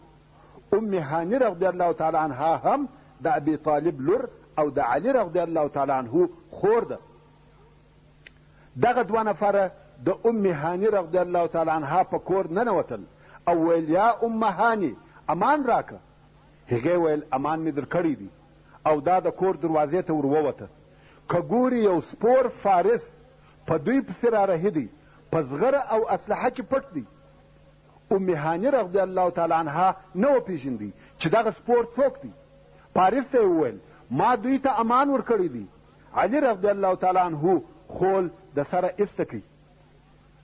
ښځې وپېژندی چې ورور مې دی. نو ویل یا علي ما و دوی ته امان ورکړی دی. حضرت علي رضی الله تعالی عنه ورته ویل یا ام هاني دوی زموږ سره جنګ کاوه. هغې ویل بیا هم زما په جوار کې دی. علي رضی الله تعالی عنه وویل والله تر هغو به د دغه کور تر دروازې راڅخه ونوځې تر څو چې د دوی په باره کې د رسول الله صلی الله علیه و وسلم امر راځي. زه انتظار کوم چې د رسول الله صلی الله علیه و وسلم د دوی په باره کې څه اراده ده. دا هغه کسان دي چې د صلح ټوله لارې یې پرېښولې او یوازې د جنګ لارې اختیار او خوښه کړه. نو اوس د دوی په باره کې د ام هاني جوار یا امان قبلیږي که یا؟ ام هاني رضی الله تعالی عنها وویل زه په خپله و رسول الله صلی الله علیه و وسلم ته ورځم او پوښتنه ځینې کوم. نو یې معلومات وکړي چې رسول الله صلی الله علیه و وسلم چیرې دی. ورته وویل سوه چې په خیف کې دی. دا خیف ته پسې ورغله. په دغه وخت کې رسول الله صلی الله علیه و وسلم په خیمه کې و او غسل یې کاوه چې د فتح یا شکر لمونځ ادا کړي. رسول الله صلی الله علیه و وسلم غسل کوي او حضرت فاطمه رضی الله تعالی عنها د رسول الله صلی الله علیه و وسلم لور پرده ورته نیولې وه، پټاوه یې. ام هاني رضی الله تعالی عنها اجازه وغوښته، اجازه ورکول سوه. رسول الله صلی الله علیه و وسلم د پردې د شا څخه خبرې ورسره کولې. ام هاني رضی الله تعالی عنها وویل یا رسول الله و حارث ابن هشام او عبدالله ابن ابي ربيعه می امان ورکړی دی. رؤوف او مهربان رسول الله صلی الله علیه و آله وسلم وفرمایل یا ام هانی و هر هغه چاته چې تا امان ورکړی دی موږ هم امان ورکړی دی. نو هغه دوه نفره د ام هانی رضی الله تعالی عنها په جوار او امان د مرګ خلاص وه. دا د رسول الله صلی الله علیه و آله وسلم او اسلام د طرفه و ښځې ته عزت او اکرام دی چې د یوې ښځې په شفاعت دوه نفره د اسلام دشمنان او د کفارو مشران چې صلح یې هم نه قبلول او د مسلمانانو سره یې جنګ کاوه، خو بیا هم د یوې مسلمانې ښځې په امان او جوار د مرګ خلاص وه. دا هغه درجه او عزت دی چې الله جل جلاله په اسلام کې وښځو ته ورکړی دی. خیر، د مکې مکرمې پر ښار د مسلمانانو پوره تسلط راغلی. هیڅ داسې قوت او طاقت نسته چې د مسلمانانو سره دې وجنګېږي. خالد ابن ولید رضی الله تعالی عنه د هغه خپله لښکره سره وخیف ته ورسېدی. رسول الله صلی الله علیه و آله وسلم ورغږ کړه، ویل یا خالد آیا ما نوی امر کړی چې جنګ مه کوه؟ خالد رضی الله تعالی عنه ویل یا رسول الله والله نه پرېښولو، لار یې نه راکول تر څو چې جنګ ته مجبوره سو. رسول الله صلی الله علیه و آله وسلم د ده عذر قبول کړي او کومه ملامتي یې نه ورته وویل. عکرمه ابن ابي جهل او صفوان ابن امیه خو وتښتېده. عبدالله ابن سعد ابن ابي سرح او حبار ابن الاسود چې دا هم د هغه لسو نفرو څخه وه د ننه په مکه مکرمه کې پټ سوه. هند بنت عتبه هم پټه سوه. نو د هغه لسو نفرو څخه ځینې ووژل سوه، ځینې وتښتېده او ځینې پټ سوه. هغه چې پټ سوه د هغو قصه به لږ وروسته درته بیان کړم. کم وخت چې حالات آرام سوه او د مکې مکرمې د فتح ټول کارونه سر ته ورسېده، رسول الله صلی الله علیه و آله وسلم مسلمانان سره راټول کړه او د کعبې شریفې و طرف ته رهي سو. مهاجرین او انصار د رسول الله صلی الله علیه و آله وسلم پر شاوخوا ورسره رهي دي. رسول الله صلی الله علیه و آله وسلم مسلمانان په تکبیر ویلو امر کړه. رسول الله صلی الله علیه و آله وسلم تکبیر وایي او مسلمانان هم د ده علیه الصلاة وسلام سره تکبیرونه وایي. 10,000 نفره د مسلمانانو لښکر د کعبې شریفې و طرف ته وررهي دي. ځینې قریش د خپلو کورو څخه ورته ګوري او د ځینو څخه بیره تللې ده د باندې راوتلي دي، ځکه ویلي ده چې مسلمانانو پر ټوله مکه مکرمه تسلط او سیطره پیدا کړه او خبره د خطر یا جنگ پیښېدو د حالته ووته. حتی د مکې مکرمې ځینو مشرانو ولیده چې نور نو امان دی، راوتلي دي او ناست دي. دغه منظر او حالت ته ګوري چې په دې جمله کې حارث ابن هشام هغه چې ام هانی رضی الله تعالی عنها امان ورکوي هم ناست دی. ابو سفیان او څو نفره نور هم ناست دي. مسلمانانو ته ګوري. رسول الله صلی الله علیه و آله وسلم چې پر اوښ سپور دی و مسجد الحرام ته ورداخل سو. اول و حجر اسود ته ورغلی، هغه یې مسح کوي او په طواف یې شروع وکړه. البته دغه طواف بې له احرامه په کالو کې و او پر اوښ سپور دی طواف کوي، ځکه غواړي چې خلق یې وویني او په ده صلی الله علیه و آله وسلم پسې اقتدا او متابعت یې وکړي. رسول الله صلی الله علیه و آله وسلم پر بیت الله طواف کوي او سورة الفتح په طواف کې تلاوتوي. انا فتحنا لك فتحا مبینا څو تر دغه آیات شریف پورې ورسېدی. محمد رسول الله والذین معه اشداء علی الكفار رحماء بینهم تر اخره. د رسول الله صلی الله علیه و آله وسلم سره یوه کوچنۍ لکړه ورسره وه. په دغه طواف کې چې به هر وخت د حجر اسود و محاذات یا برابري ته ورسېدی، حجر اسود به په دغه لکړه مسح کوي او بیا به د لکړې سر مچ کوي. پس له طوافه څخه د زمزم څاه ته ورغلی، غواړي چې د دغه څاه څخه اوبه وچښي. نو یې وفرمایل که زه د دې څخه نه بیرېدلی چې خلق به بیا پر دغه اوبو منازعه ورسره کوي، نو به ما په خپله سلواغه اخیستی وای. یعنی که زما بیره او خوف پر دې نه وای چې سقایه به د بني هاشم د لاسه ووځي، ما به په خپله اوبه راکښلي وای، او دا به سنت ګرځېدلی وای چې هر چا به په خپله اوبه راکښلی، چې په دې صورت کې سقایه د بني هاشم د لاسه وتل. نو رسول الله صلی الله علیه و آله وسلم غږ کړه، ویل عباس چیرې دی؟ ځکه عباس رضی الله تعالی عنه د سقایې یعنی وحاجانو ته د اوبو ورکولو او رسولو مسؤوله و. نو یا هغه ته وویل یا عباس موږ ته اوبه راوکاږه. عباس رضی الله تعالی عنه د زمزم د څا څخه د څښلو دپاره اوبه راوکښې. بیا عباس رضی الله تعالی عنه د رسول الله صلی الله علیه و آله وسلم څخه پوښتنه وکړه، ویل یا رسول الله ستا هغه کور ته ځې چې په مکه مکرمه کې دی؟ مقصد یې هغه کور و چې تر هجرت د مخه رسول الله صلی الله علیه و آله وسلم ژوند پکښې کاوه، د خدیجې رضی الله تعالی عنها کور. رسول الله صلی الله علیه و آله وسلم وفرمایل آیا عقیل موږ ته کور را پرې ایښی دی؟ عقیل د ابو طالب زوی و. کم وخت چې رسول الله صلی الله علیه و آله وسلم او بیا د ده علیه الصلاة وسلام لونو هجرت وکړي نو کور خالی پاته سو، څوک نه پکښې اوسېده. څو کاله پر دې حال پاته و. بیا نو عقیل هغه د رسول الله صلی الله علیه و آله وسلم کور خرڅ کړي او قیمت یې هم ده واخیستی. نو د رسول الله صلی الله علیه و آله وسلم مقصد دا و چې کور خرڅ سوی دی او د ده علیه الصلاة وسلام د کورنۍ څخه یو چا خرڅ کړی دی چې هغه عقیل او د رسول الله صلی الله علیه و آله وسلم د اکا زوی و. نو ویل اوس نسم کولای چې و سړي ته ورسم او ووایم دا زما کور دی. رسول الله صلی الله علیه و آله وسلم 19 ورځې په مکه مکرمه کې پاته سو او په خیمه کې اوسېدی، ځکه کور یې نه درلودی چې پکښې واوسېږي. بیا نو رسول الله صلی الله علیه و آله وسلم امر وکړي چې قریش دې راووځي او را دې سي. قریش راووتل او د کعبې شریفې سره ورته راټول سوه. رسول الله صلی الله علیه و آله وسلم د صفا غونډۍ ته وختي او ډېره عظیمه خطبه یې وویل. د الله جل جلاله حمد، مجد او عظمت یې ووایه. د الله جل جلاله ثنا او صفت یې وکړي. پر خپل ځان یې درود ووایه. بیا یې د اسلام د احکامو په بیانولو شروع وکړه.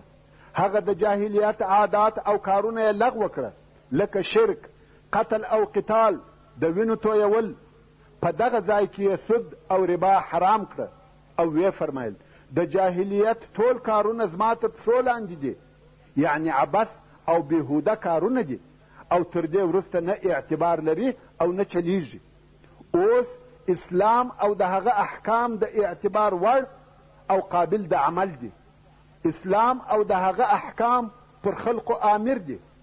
د جاهلیت ټول عادات او رسومات، رواجونه او کارونه لغوه دي، بې له سدانې، سقایې او رفادې، یعنی د بیت الله الحرام اهتمام او غمخوردني چې و دغه ته سدانه ویل کېده، او د حاجیانو د اوبو او خوړو خدمت چې و دغه ته سقایه او رفاده ویل کېده.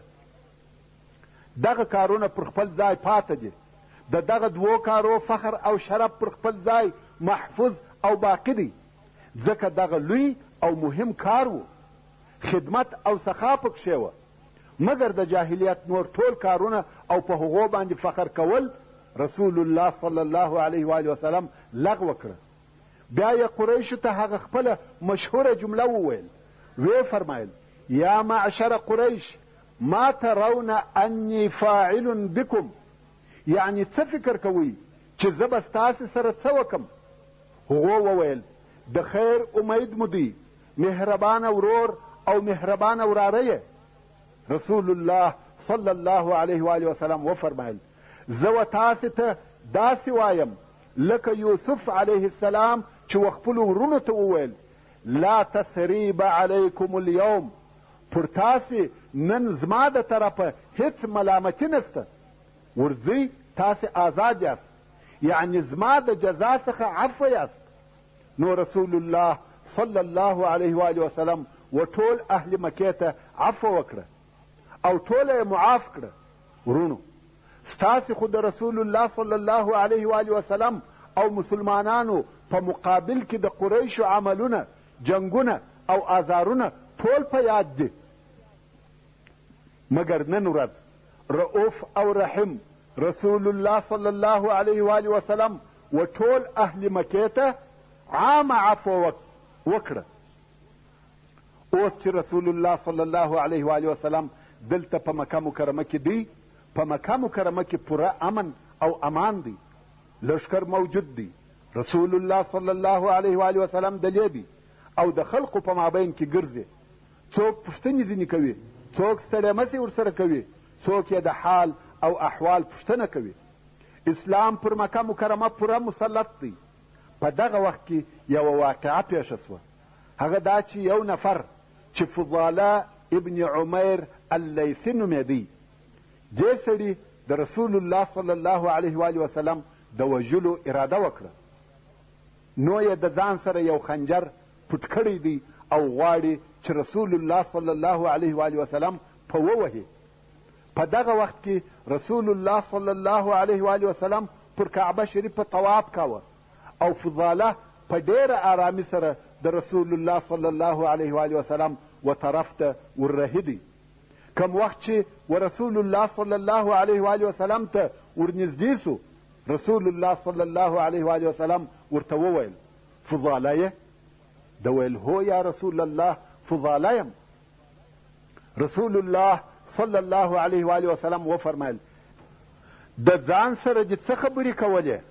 هغه ویل یا رسول الله د الله ذکر مې کاوه. رسول الله صلی الله علیه و آله وسلم ورته وخندل. د ده په نیت خبر و او ویل یا فضاله د الله څخه مغفرت وغواړه. هغه ویل استغفر الله. رسول الله صلی الله علیه و آله وسلم خپل مبارک لاس د فضاله پر ځګر کښېښاوه او ویل د الله څخه مغفرت وغواړه. فضاله ویل استغفر الله. رسول الله صلی الله علیه و آله وسلم خپل مبارک لاس ځینې راپورته کوي. فضاله وایي د مخه تر دې چې رسول الله صلی الله علیه و آله وسلم لاس را باندې کښېږدي، د مځکې پر مخ مې د هیڅ چا سره دونه عداوت نه درلودی لکه د ده علیه الصلاة وسلام سره.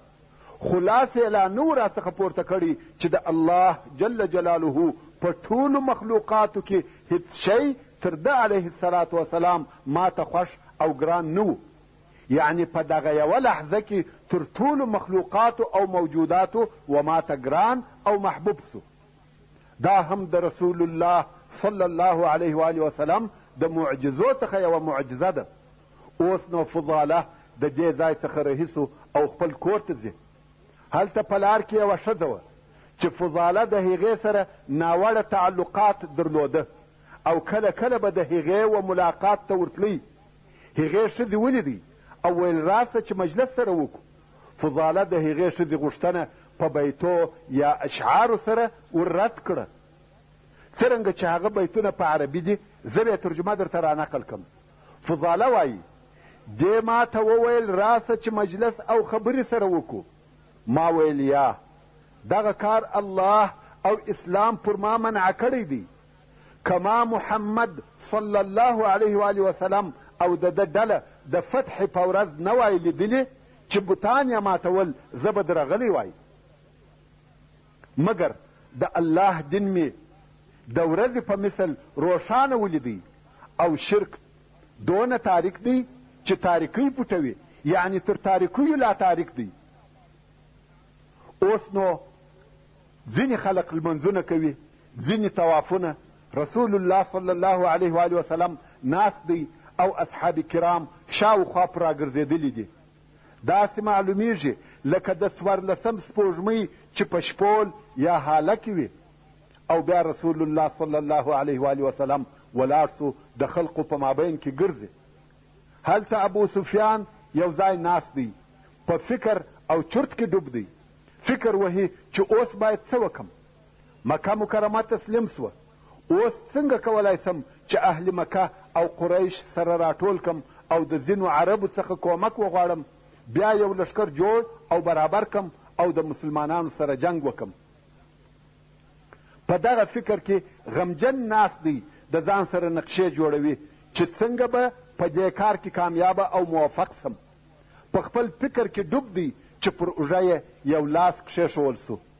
ده چې مخ ور واړاوه او ورته ویې کتل، رسول الله صلی الله علیه و وسلم ورته ولاړ دی.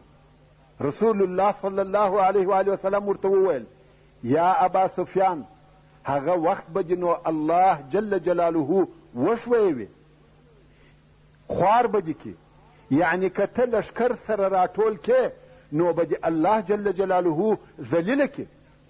ابو سفیان وایي دلته مې نو اسلام زړه ته داخل سو.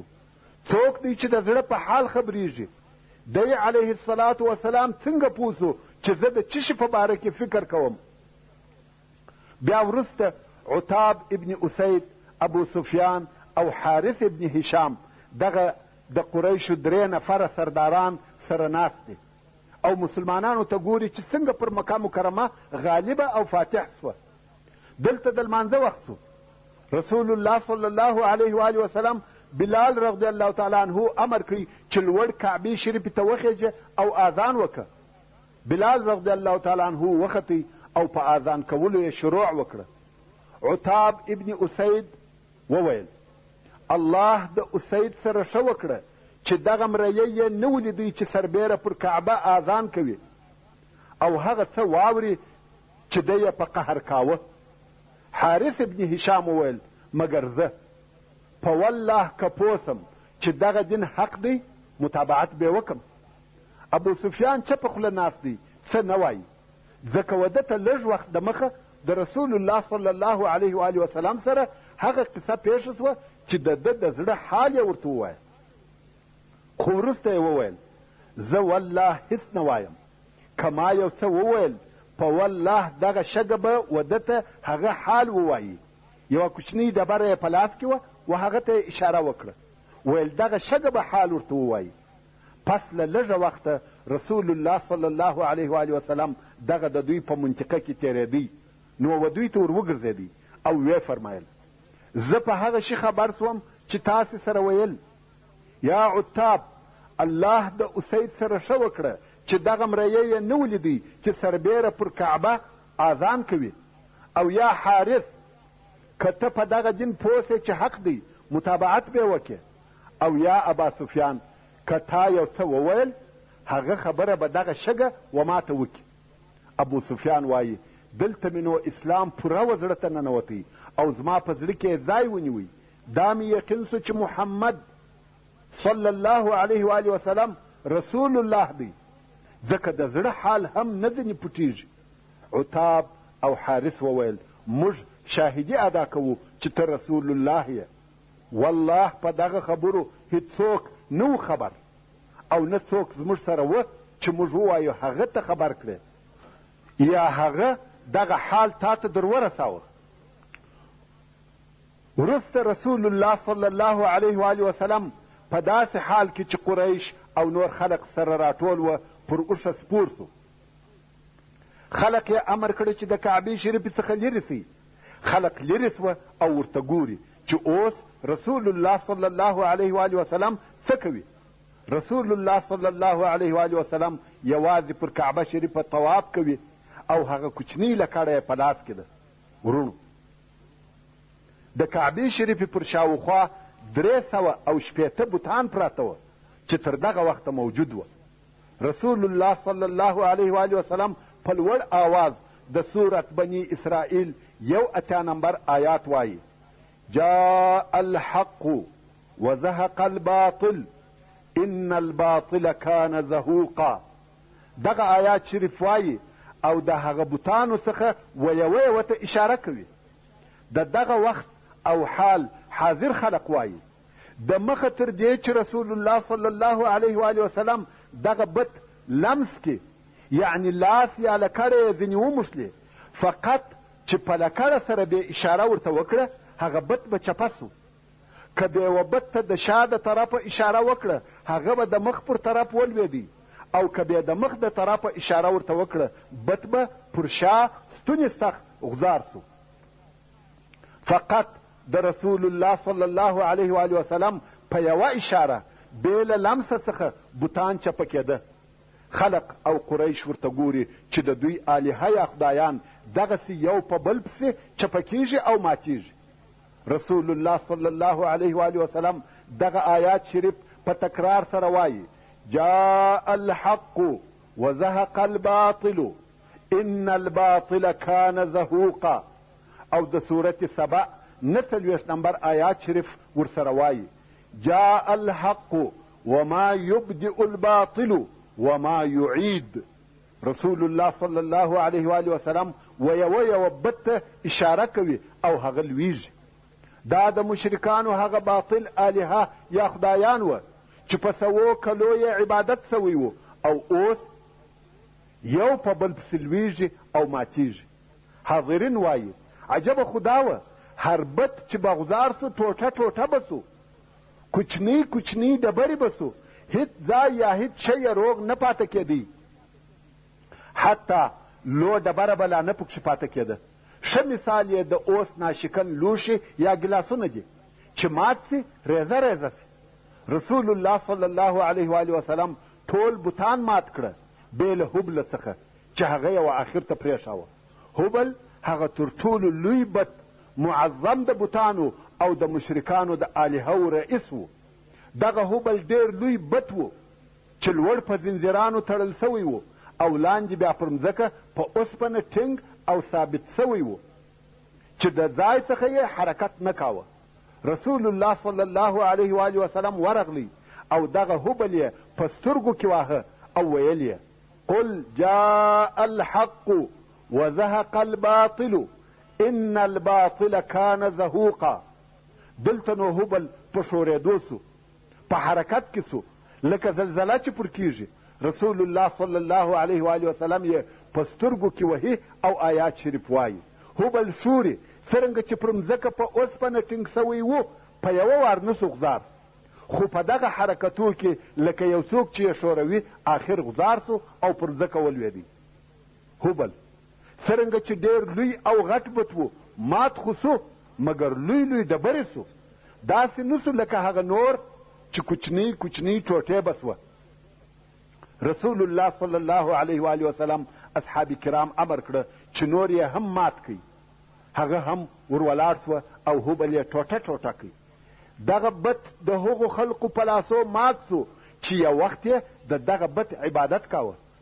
قریش وخپلو الهو ته ګوري چې ټوټه ټوټه سوه، نو یې اسلام وزړو ته داخل سو. ځکه اوس د چا عبادت وکړي؟ الهه خو یې ټوله تباه او برباد سوه. د بوتانو قصه هغه چې د عمرو بن لحی څخه را شروع سوې وه په دغه قسم پای ته ورسېده. هغه اوله ابتدا مې هم درته بیان کړه چې د عمرو بن لحی په واسطه و جزیرة العرب ته بوتان راوړه سوه او دا یې د خیر البشر محمد مصطفی سرور کائنات صلی الله علیه و وسلم پر لاس انتها وه. بیا نو رسول الله صلی الله علیه و وسلم اراده وکړه چې دننه و کعبې شریف ته ورسي. نو یې عثمان ابن طلحه رضی الله تعالی عنه ته نفر ورولېږي. د عثمان ابن طلحه رضی الله تعالی عنه قصه مو د مخه درته کړې ده چې د عمرو ابن العاص او خالد ابن ولید سره مسلمان سو او د هغو سره یو ځای هجرت وکړي، خو د کعبې شریف تولا او کلی د هغه د کورنۍ سره وې. نو رسول الله صلی الله علیه و وسلم و دغه عثمان ته نفر ورولېږي چې یا عثمان د بني شیبه څخه کلی راوړه. بني شیبه د عبدالدار اولاده ده او د دغه عثمان ابن طلحه رضی الله تعالی عنه کورنۍ او خاندان دی او د کعبې شریف کلی د دوی څخه وې. بېله د دوی د اجازې څخه و کعبې شریف ته څوک نسوای داخلېدلی. نو عثمان ابن طلحه رضی الله تعالی عنه ولاړی چې کلی راوړي. څرنګه چې کلی د ده د مور سره وې نو خپلې مور ته ورغلی او کلی یې ځینې وغوښتې. مور یې ورته وویل: یا عثمان، ستا هغه قصه نه ده په یاد چې ستا تر اسلام د مخه ستا او د محمد صلی الله علیه و وسلم په مابین کې پیښه سوه؟ هغه قصه مو مخکې درته بیان کړې ده چې داسې وه: د رسول الله صلی الله علیه و وسلم تر هجرت د مخه یوه ورځ رسول الله صلی الله علیه و وسلم د عثمان ابن طلحه څخه وغوښته چې کعبې شریفې ته مې داخل که. څرنګه چې هغه وخت عثمان پر کفر او شرک و، نو ویل والله کعبې ته به نسې راڅخه داخل. رسول الله صلی الله علیه و وسلم بیا ورته وویل یا عثمان کعبې ته مې داخل که. عثمان ویل والله هیڅکله به نسې داخل.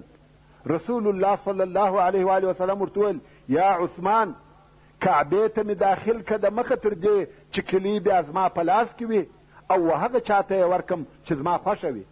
یعنی کلي ستا د لاسه وځي او زما لاس ته راځي. عثمان ویل والله که د کعبې کلي ستا په لاس کې سوې هغه وخت نو زما دپاره د مځکې تر مخ د مځکې نس بهتر دی. یعنی هغه وخت نو زما دپاره مرګ تر ژوند ښه دی. خو سبحان الله هغه ورځ دغه د راغله مګر عثمان رضی الله تعالی عنه مسلمان سوی دی او مور یې دغه قصه ور په یاد کړه.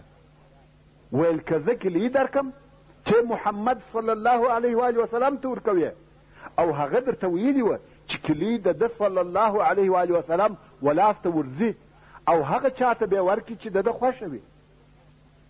عثمان ویل که څه هم داسې وي دا رسول الله دی او خامخا یې باید د امر اطاعت وسي. کلي راکه. مور یې کلي واخیستې او په خپلو اغوستو کالو کې یې پټې کړې. ویل والله نه کلي در کوم او نه به درکم. دا ستا د پلار او بني عبدالدار شرف دی، هیڅکله یې نه در کوم. عثمان ابن طلحه رضی الله تعالی عنه کوشش کوي چې مور قانعه کړي، وایي کلي راکه چې رسول الله صلی الله علیه و وسلم ته یې وروړم. هلته رسول الله صلی الله علیه و وسلم په انتظار دی او عثمان وځنډېدی ځکه مور یې نه راضي کېږي چې کلي ورکړي. دلته نو رسول الله صلی الله علیه و وسلم ابو بکر صدیق رضی الله تعالی عنه او عمر فاروق رضی الله تعالی عنه پسې ولېږل چې ورسئ کلي راوړي.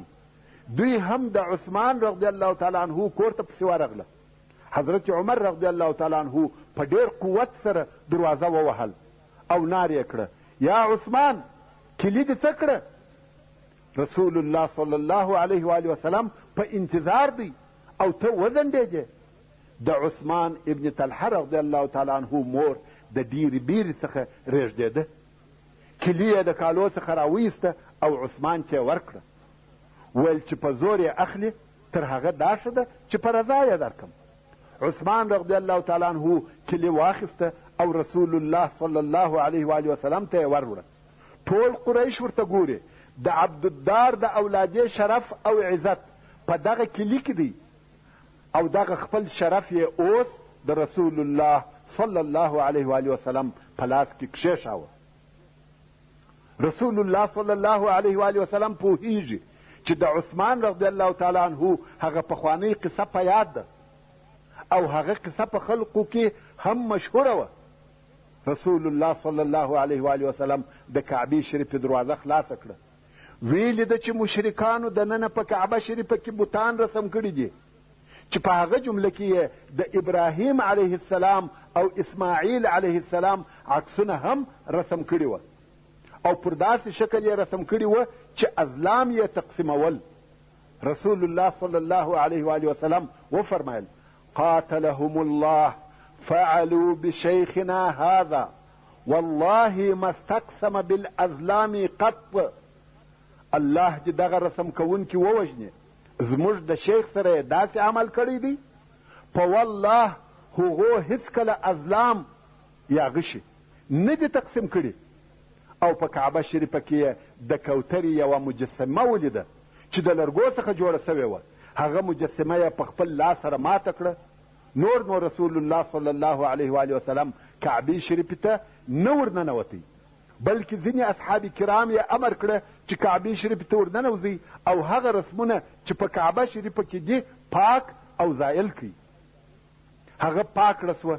بیا نو رسول الله صلی الله علیه و وسلم کعبې شریفې ته دننه ورغلی. خو بیا هم د ابراهیم علیه السلام د رسم یو څه آثار او علامې پاته وې.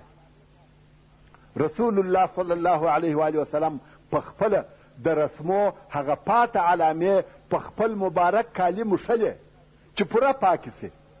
اوس چې دننه کعبه شریفه د بوتانو د رسمو څخه پوره پاکه سوه نو رسول الله صلی الله علیه و وسلم ورننوتی او دروازه یې په ځان پسې وتړل.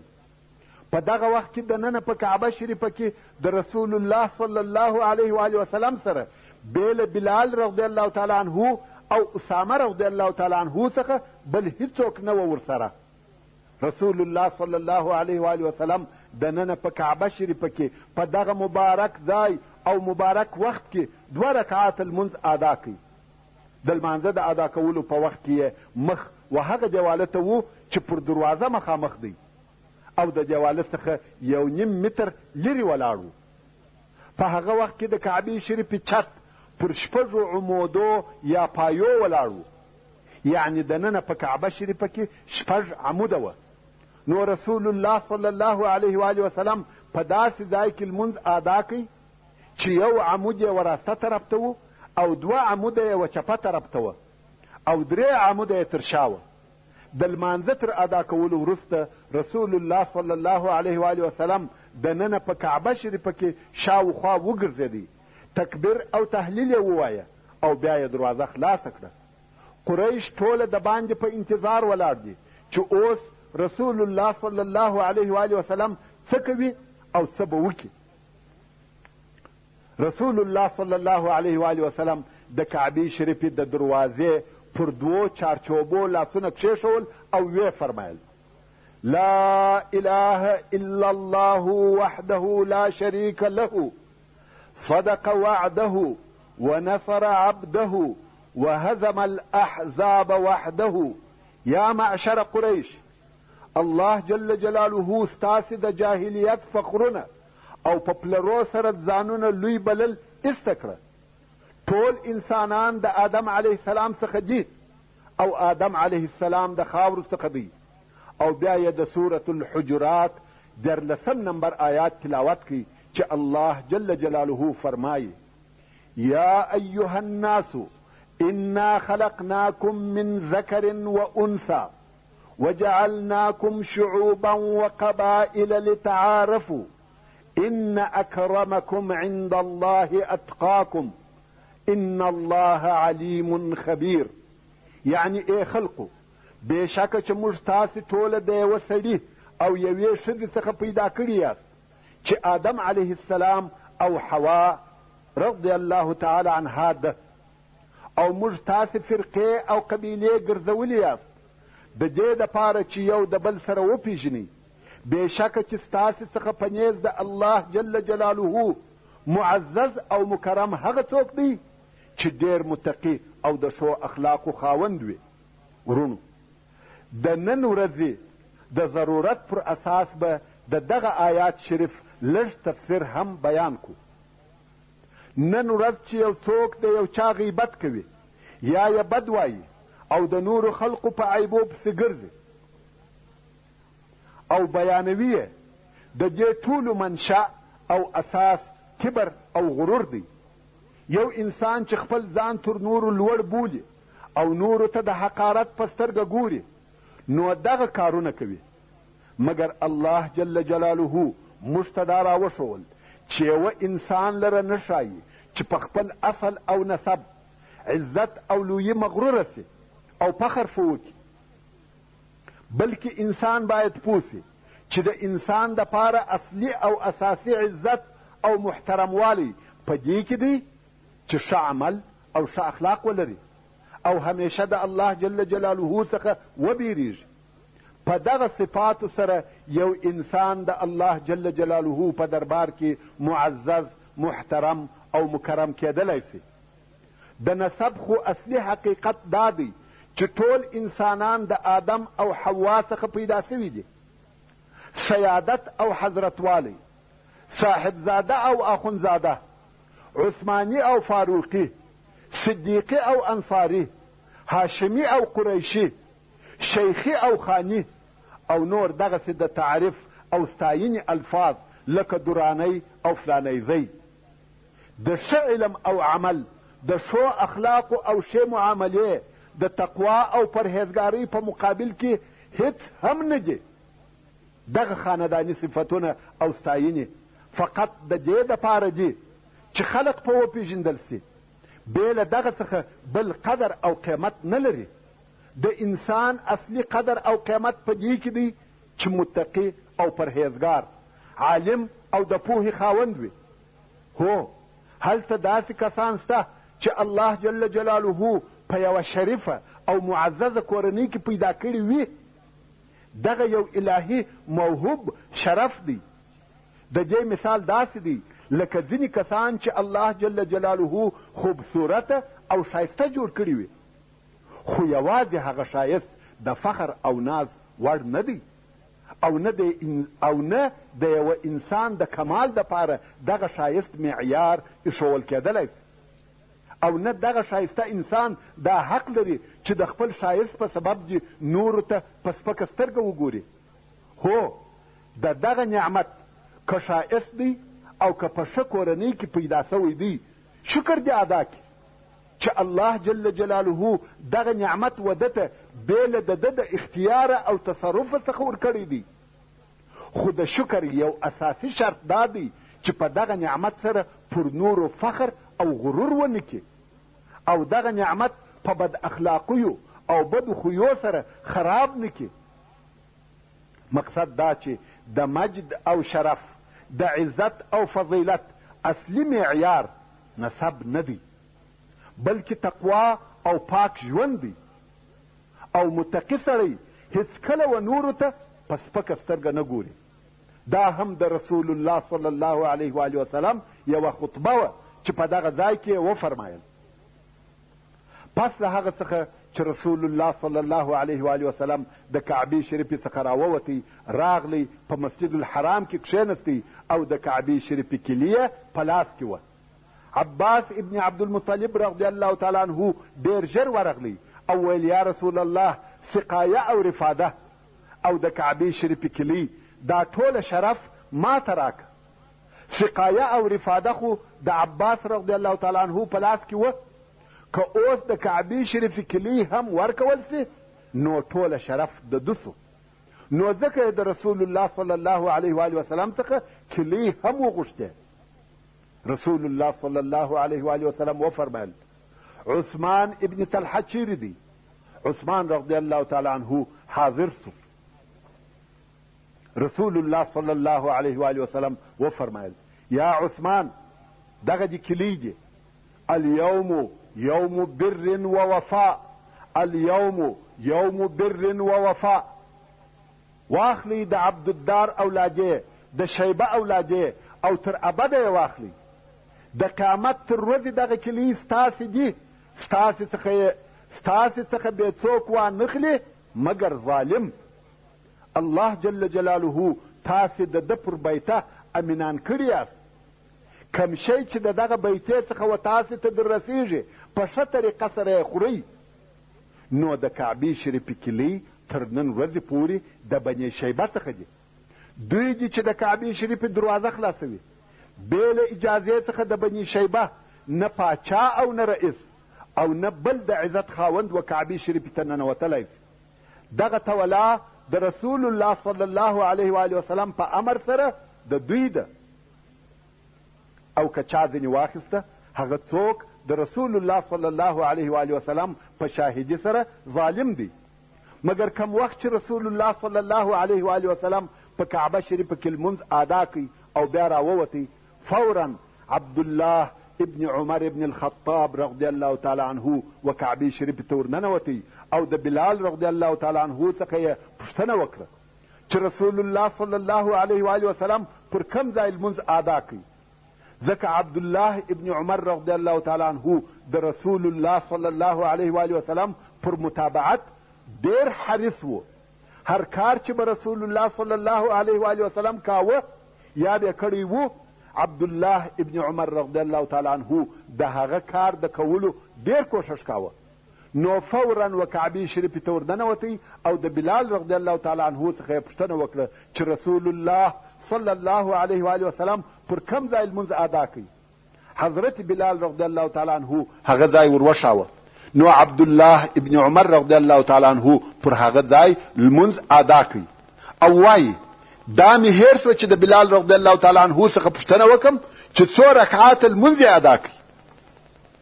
ورونو کم وخت چې الله جل جلاله مکه مکرمه ورسول الله صلی الله علیه و آله وسلم او مسلمانانو ته ورفتح کړه و اهل مکې ته حق ورښکاره سو او په حق پوه سوه، نو دا ور معلومه سوه چې و کامیابۍ ته بله لار نسته بېله اسلامه.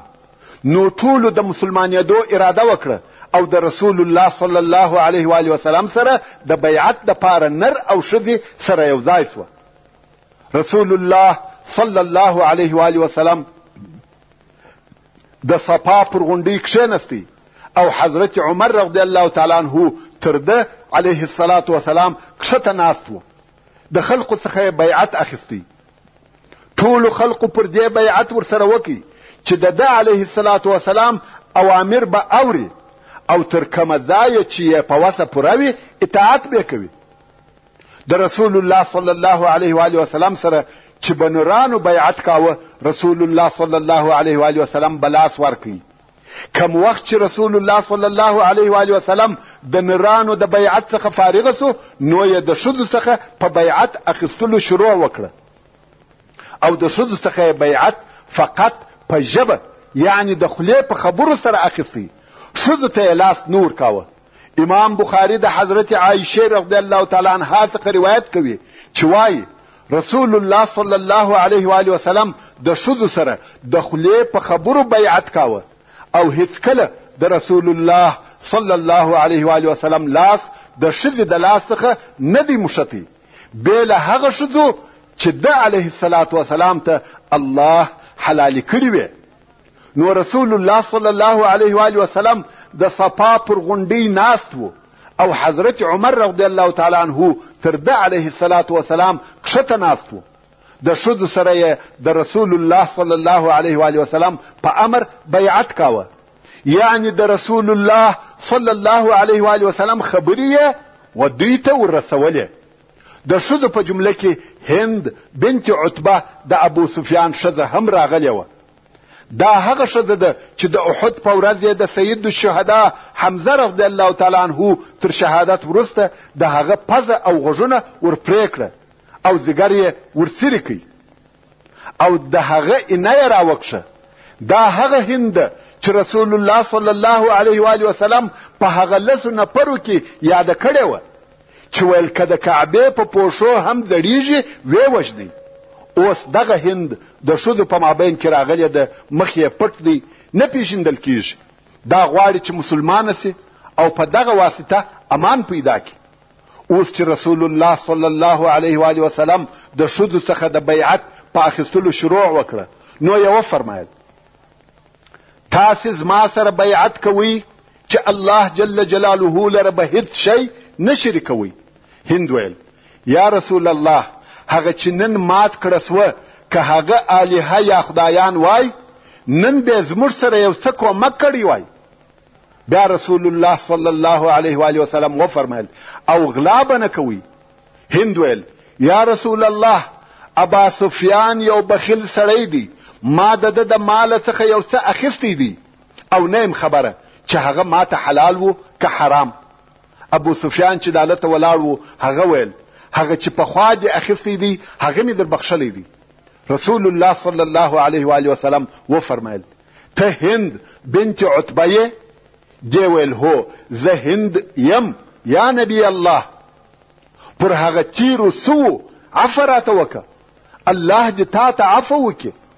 رسول الله صلی الله علیه و آله وسلم وفرمایل زنا او فاحش کارونه به نه کوئ. هند ویل آیا حره؟